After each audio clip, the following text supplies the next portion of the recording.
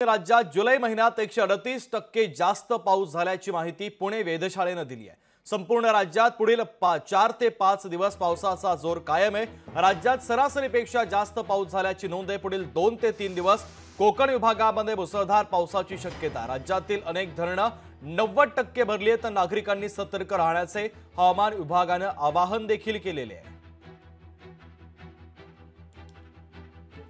राज्यामध्ये जर का आपण आकडेवारी बघितली तर माहिती आकडेवारी आहे।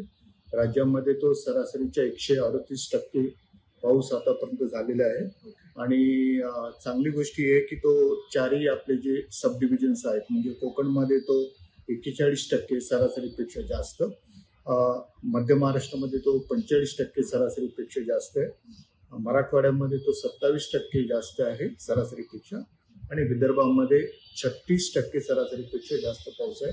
म्हणजे सर्वसाधारणतः संपूर्ण राज्यामध्ये आपण जर का बघितलं तर पाऊस लार्ज एक्सेस, ज्याला आपण कॅटेगरीमध्ये एक्सेस किंवा लार्ज एक्सेस पाऊस जो आहे तो आपल्याकडे झालेला आहे आणि देशासाठी म्हटलं तर तो सरासरीच्या 102% आज पाऊस झालेला आहे। लोकशाही मराठी ऐका, पहा, जागरूक रहा।